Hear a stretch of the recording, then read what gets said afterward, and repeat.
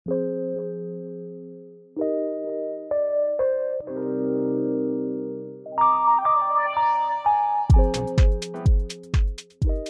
semuanya, welcome to The Grid, bareng gue Rangga.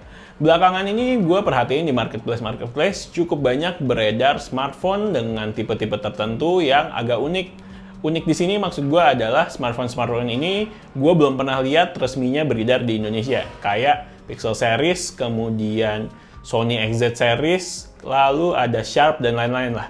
Nah, ternyata smartphone ini termasuk dalam kategori smartphone limbah Jepang. Apa sih tuh smartphone limbah Jepang? Oke, akan kita bahas ya. Nah, tapi sebelum lanjut, jangan lupa buat yang belum subscribe dulu ke channel The Grid. Karena di channel ini kita bakal banyak ngomongin tentang gadget, desain, dan teknologi dalam kehidupan sehari-hari. Dan juga kita bakal bikin video baru setiap minggunya. Oke, sekarang kita lanjut bahas smartphone limbah Jepang. Oke, smartphone limbah Jepang. Apa sih smartphone limbah Jepang ini? Simpelnya, smartphone limbah Jepang ini adalah smartphone bekasan dari operator, khususnya operator-operator Jepang, kayak Docomo, kemudian SoftBank, AU, dan lain-lain. Di Jepang sana atau di beberapa negara lain itu, umumnya smartphone dijual dengan sistem kontrak, bundling dengan paket data dari operator. Nah, apabila kontraknya udah habis atau sang pemilik smartphone tersebut ingin upgrade ke smartphone tipe terbaru, tipe yang lama ini dibalikin ke operator tersebut. Nah, yang gue duga smartphone yang masa kontraknya udah habis ini, serta udah beredar lama, sekitar 2-3 tahun itu dibalikin dan kemudian dijual lagi ke negara-negara kayak Indonesia, Malaysia, Singapura, dan lain-lain. Inilah yang banyak beredar di marketplace dan disebut dengan smartphone limbah Jepang. Nah, gue coba untuk beli 2 smartphone limbah Jepang dengan kondisi yang agak berbeda. Yang pertama ini adalah Sony Xperia XZ2, yang satu lagi ini adalah Google Pixel 3 XL. Yuk, kita telaah bareng-bareng ya. Hal pertama yang pengen gue bahas dari smartphone limbah Jepang ini adalah ciri-cirinya. Apa sih ciri-ciri dari smartphone limbah Jepang?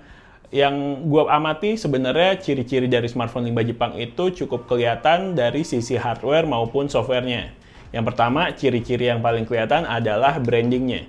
Branding ini biasanya kelihatan di sisi belakang. Kayak contohnya Xperia XZ2 yang gue pegang ini. Ada logo dari operator AU di bagian belakang. Berarti dulu ini bekas bundling dari operator AU. Yang banyak beredar di sini kayaknya emang cuman punya Docomo, SoftBank, dan AU. Nah, tapi brandingan ini nggak bisa dijadiin patokan sebenarnya. Karena di Pixel 3 XL yang gue punya ini, nggak ada brandingan operator sama sekali.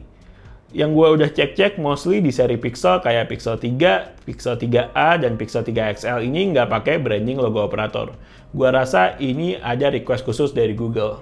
Kemudian adalah aplikasi bloatware bawaan.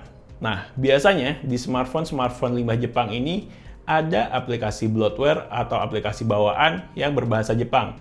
Contohnya aplikasi bawaan operator, atau dalam kasus di Pixel 3 XL yang gue punya ini, ada aplikasi Velika. Aplikasi Velika itu kalau nggak salah adalah aplikasi digital payment atau pembayaran untuk belanja atau untuk naik MRT di Jepang. Nah, itu ada di dalam smartphone ini, tapi nggak bisa dihapus. Nah, apps ini kan nggak bisa langsung dihapus dari smartphone, tapi kalau nggak salah tetap bisa dihapus sebenarnya. Harus pakai cara tertentu, namanya di-bloat atau harus via PC. Yang mau cari caranya bisa cek tutorial-tutorialnya, ada di YouTube banyak kok. Kemudian ciri-ciri yang terakhir adalah kameranya nggak bisa di-silent. Ini sebenarnya berhubungan dengan peraturan atau hukum dari negara tertentu ya, dan setahu gue Jepang adalah salah satunya. Setahu gue karena tingkat kejahatan seksual cukup tinggi di Jepang dan mungkin banyak orang pervert, hukum di Jepang mewajibkan untuk para produsen smartphone ini tetap menyalakan suara kamera saat dipakai, biarpun dalam mode silent. Ini untuk menghindari orang bisa mengambil foto atau video secara diam-diam atau dikenal sebagai voyeurism fotografi. For your info, sebenarnya nggak cuma Jepang nih yang menerapkan ini. Di beberapa negara lain juga ada, kayak Korea dan Arab Saudi juga menerapkan peraturan ini. Oke, itu tadi udah gue sebutin adalah ciri-ciri dari smartphone limbah Jepang ya. Next yang pengen gue bahas adalah untung rugi atau plus minus dari membeli smartphone limbah Jepang ini.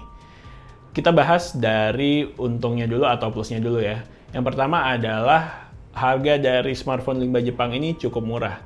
Pixel 3 XL dan Sony Xperia XZ2 yang mungkin pas dirilis dulu harganya bisa mencapai belasan juta rupiah, Sekarang bisa gue beli dengan harga di range 1-2 jutaan aja. Buat gue ini lumayan menyenangkan karena smartphone yang dulunya cuma jadi angan-angan karena harganya yang mahal, jadi bisa kesampaian untuk dibeli sekarang. Yang kedua adalah spek flagship tapi harganya entry level. Kebanyakan smartphone limbah Jepang yang beredar di sini adalah ex-flagship pada zamannya. Kayak dua smartphone limbah Jepang yang gue punya ini, Sony Xperia XZ2 dan Pixel 3 XL. Jadi jelas dua smartphone ini bawa fitur-fitur flagship kayak wireless charging, NFC, water resistant, dan lain-lain. Gue nggak berani sih nyoba water resistantnya, tapi wireless charging gue kepake banget. Dan coba nih gue tanya, ada nggak sih HP baru keluaran tahun 2020 atau 2021 dengan harga 1-2 jutaan yang bisa wireless charging? Gue yakin sih nggak bakalan ada yang bisa. Dan keuntungan yang terakhir adalah model-modelnya yang cukup unik dan nggak beredar resmi di Indonesia.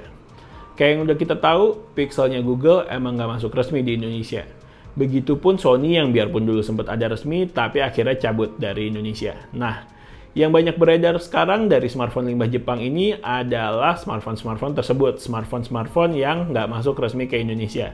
Jadinya, sekarang kita jadi punya kesempatan buat nyobain smartphone ini. Nah, kalau kekurangannya atau minusnya gimana? Minus yang paling utama menurut gue dari smartphone limbah Jepang ini adalah nggak terdaftar atau nggak garansi resmi. Jadinya punya resiko email keblokir. Jelas nggak terdaftar karena masuknya emang bukan lewat jalur resmi. Jadi siap-siap aja, ada resiko bakal hilang sinyal dan fitur selularnya nggak bisa dipakai sewaktu-waktu. Kalau nggak bisa pakai SIM card ya jadinya WiFi only aja. Nah, jadi kalau beli smartphone limbah Jepang kayak gini, emang mesti siap-siap untuk terima resikonya. Kemudian kondisi fisiknya. Nah, karena bekas operator, jelas kita nggak tahu pemakai sebelumnya siapa kan. Nah, jadinya kondisi fisiknya agak nggak bisa ditebak nih. Gua beli Pixel 3 XL ini dan setelah gue terima, kondisi fisiknya mulus banget. Nggak ada lecet sama sekali.